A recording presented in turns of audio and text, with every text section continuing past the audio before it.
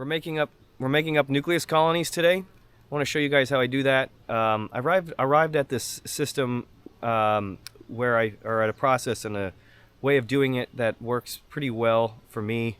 My objective is to try to make up as many nukes as I can in the short window of time at about 5 weeks, 5 to 6 weeks at most, 6 weeks, that I have a window of time to make up nukes where they can get situated and build up and be viable for wintering over.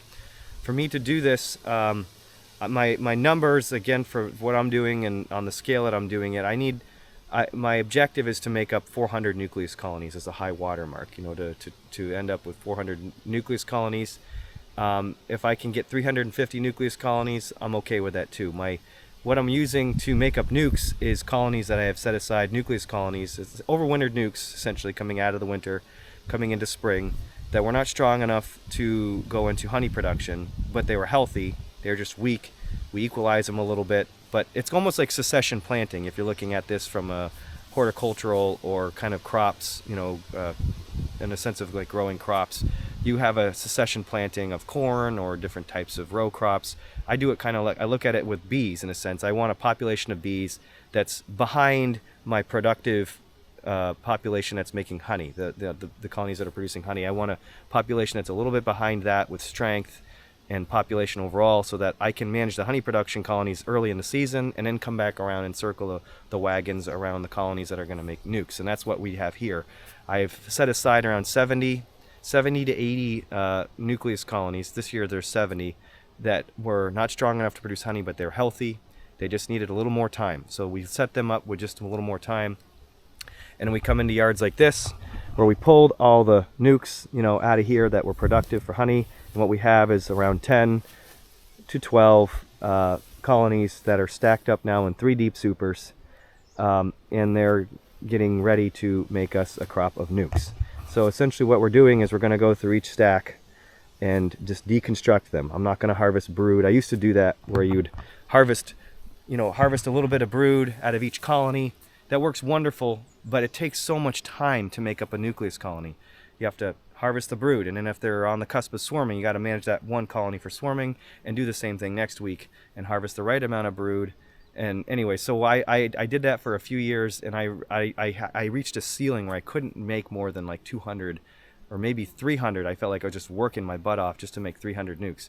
So I felt like there had to be a better way. So anyways, what I'm doing now is just letting each colony build up into 3 deeps, and each deep super pretty much is going to give me, each super will give me 2 nukes. So you can see how I can get 6 nukes out of each colony.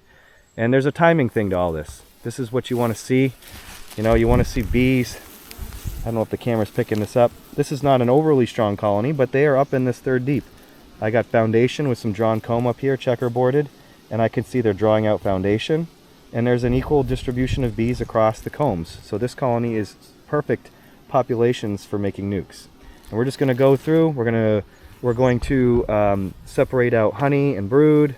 In each super, we're going to put a division feeder, and we're going to separate out honey, brood, and kind of get things divided up. But that's what we're going to show you guys today. And it's a wonderful process if you're looking to make up a lot of nukes in a day. I think with 2 people, not that I think, I know last few seasons with 2 people, with a helper and myself, we made up around 100, I'd have to look at my notes. I think we made up 150, maybe even 160 nucleus colonies in the course of like a full 8-hour day worth of work. So we can make up quite a bit this way. So anyways, let's dive into it, show you guys what we do. Okay, so as we get ready here, just a layout of what I have to make this whole process nice and easy and the work manageable. This bench is a lifesaver. It will hold 5 deep supers, just side by side. As you can see, I got 2 bottom boards for the nukes made up. These are the double nuke bottom boards. Most people are familiar with them. It makes these double nukes it's one of the things with the equipment that make everything work. So what I have is the bench. I lay out my bottom boards. My idea is to take the top 2 supers in this colony, lay them out on these bottom boards, take the bottom one, put it on the bench. So essentially you have this whole colony laid out on the bench, and then you can divide up all your resources, honey, brood, and bees really easily, and you can get a good idea of what you're working with. And what else do I have? I have a box that this is the divider here is nothing. It's just essentially I'm looking to put a space for extra combs, because what I'm doing is I'm I'm putting in these feeders, my division board feeders, in each colony. And what I forgot to do, but I usually do, but I didn't do it this year, is make sure every box that's going to get made into nukes has the feeder. So all you do is you just take everything off the colonies, put them on the bottom boards, move the feeders over. So with the feeders, taking out feeders, you have 2 surplus frames out of each super. Or at least two of these boxes probably have 10 combs in them. So you got 2 frames in each super. You got to put them in the, you know, little kitty over here for spare combs. And so yeah, that's it. You got to make sure you got covers, got these grain bags and covers, but pretty much you want everything ready to go. And as you get everything kind of put together, make sure, you know, whether you want to find the queens or whatever in these colonies, you do what you need to do with the queen. I make sure we get rid of every single queen. We don't need these queens. Got plenty of queens to replace them coming through from this year's mating yards.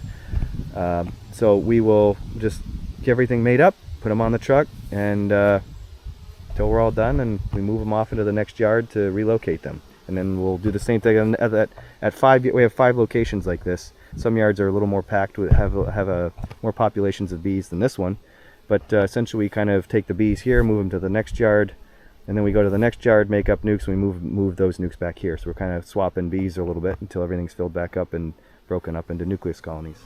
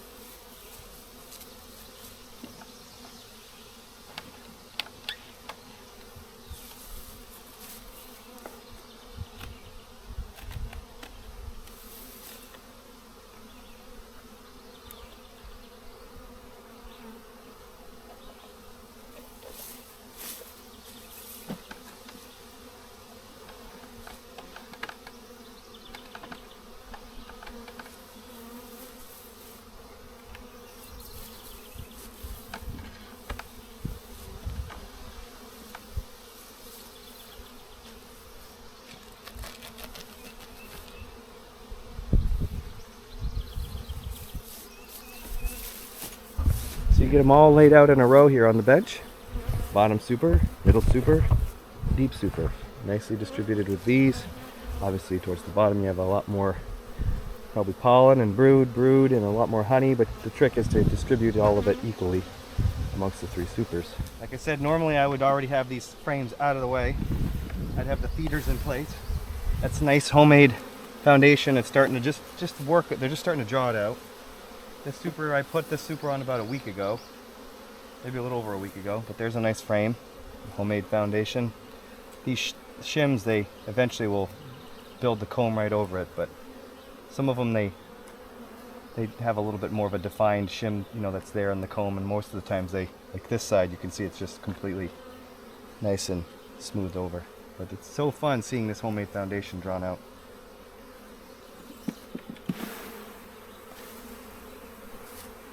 What I like to do is not get the bees all worked up, because you want them on the combs, you don't want them running around, you want the populations to evenly distribute themselves.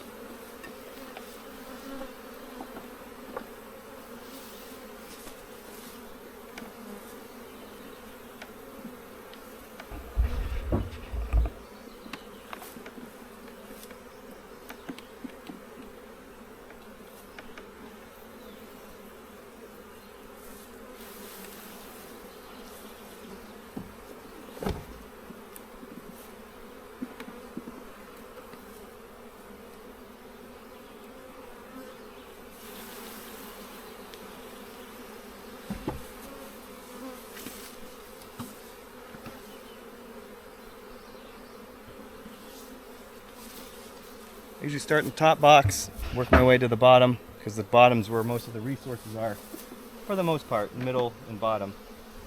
And so this is a frame. I'd consider this like an outside frame. I don't see any eggs in here, but it's just some drawn comb, so it's something they can work on too. So put that in the frame. If you start at the division or the feeder for the division board in the middle, that's right to the left or the right of that, you call that frame number 1. For today's conversation, sake of today's conversation, I would say first frame honey, full frame of nice cap brood for frame 2, and then frame 3 would be eggs, larvae, and then preferably frame 4 would be drawn foundation, frame 3 with eggs and larvae. Nice to have some pollen mixed in there with that if you can find it.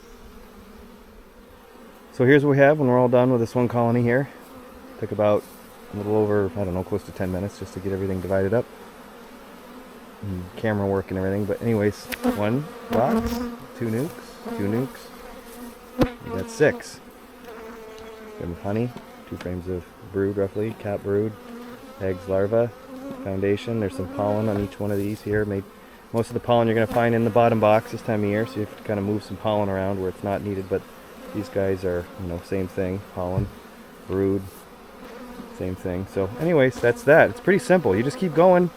You just can go through, it's what I try to do is find colonies that are situated in 3 deeps, like I'd shown you guys in the footage here earlier, where the bees are just nicely populated in most of the space in the 3rd box. If they're not up there yet, and you have some time still in the season, let them build up. Then you get the maximum return on your investment, so to speak, with these colonies. You can get a good, nice population distributed over all 6 colonies, and brood and honey, and you're not stretching things too thin. And sometimes you actually have too many resources. You can almost get like 6 1/4 nukes out of each box, or at each colony sometimes. But anyways, that's what we have that's what I do for making up nucleus colonies. And we can, like I said, in about 5 weeks we'll have close to anywhere from 350 to 400 nucleus colonies.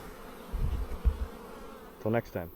Okay, so we have some nucleus colonies made up, and we've now got we got to put the queens in them, and I got a couple of queens here.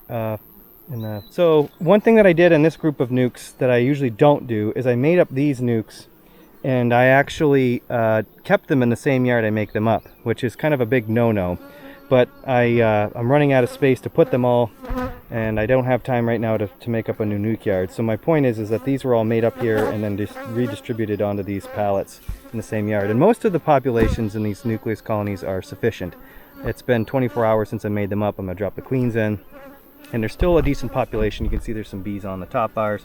This one's a little bit weak, but there's plenty of brood, and it's warm enough where the brood will emerge in the next week, and they'll get up and going in no time. So anyways, that's the big thing I usually do, is relocate them, just to keep all those bees intact in those nukes. So just continuing along, again noting the breeders, the family that these queens are representing, and plugging them into the nukes. I will say this is one of the rewarding parts of this whole thing, of raising your own queens, and finally, it's the whole process. Setting up the cell builders, grafting, selecting the breeders from, for this year, in the spring, and you go around, you look throughout your apiary, you look at the degrees of all the variations between the different families sometimes, or just you see productivity, you see measurable things with, doing like a Harbo assay or something, and finding like if you're trying to fix certain traits like VSH, or even if you're trying to breed for a certain color or something. But my point is that it's so rewarding every year making these nucleus colonies, and then being able to install the queens in them. And it's like planting a seed. Then you come back in a few weeks and you just start to see them take off. You start to see the brood nests establish. You can go through these nukes in the beginning and start to see nice patterns. Or the nice thing about putting all these colonies or these queens into these nukes is it's kind of like the proving grounds. Within a 2-week or a 3-week window, if there's an issue with the queens, you just to quickly eliminate them from the apiary. So it's really a nice way to vet everything early, and then it's a continuing proving ground throughout the rest of the season, into the winter and into the spring. You're kind of vetting all this big population of newly mated queens, and then they further get vetted in honey production when you move these nukes into standard equipment to make a crop of honey, and however you manage colonies to produce honey. But it's just fun because this is the beginning stage of a new cycle in the whole apiary, and it's so fun to continue on in that kind of annual cycle of queen rearing and of beekeeping. And every year is different. Every year you have to pay attention to what these colonies need. I've been really paying attention a lot more to nutrition than I ever have over the last or 4 seasons, 3 seasons, something like that. And I have seen big payoffs with that.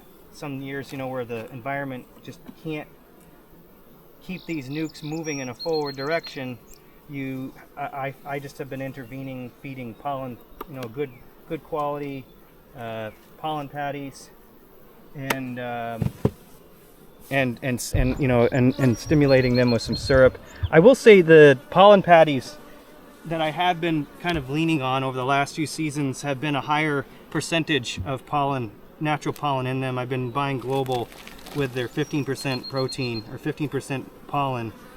I don't know much about anything, but I do feel that having that high concentration obviously gets the bees really ramped up for brooding up. But I think there's something about the natural pollen that they just kind of, I don't know. Again, I just feel like there's something about it. So anyways, I won't go off into lengthy details about nothing, but I've been buying those, and they seem to yield really good results at getting these bees built up in years where there's not a lot of natural pollen coming in, and they just, their normal disposition without feeding them would be to kind of contract brood rearing, to, you know, conserve resources, queens shut down, and with giving them a good healthy diet, or sustaining them with some, you know, quality feed, you know, supplement, they just keep moving forward. And that's the key to building up, you know, healthy populations of bees, especially in these young colonies like these nukes. They need to have good nutrition, continual good nutrition, so they continue to grow and do what you expect them to do, or what you need them to do for the rest of the season and into the next season. This is what keeps the whole apiary sustainable, right? This is what keeps the whole thing going. In an apiary like mine, where there's minimal treatments being used and no treatments originally, these colonies have always pulled the weight and saved my butt every year to, you know, keeping my bee yard stocked with young queens and fresh bees every year. So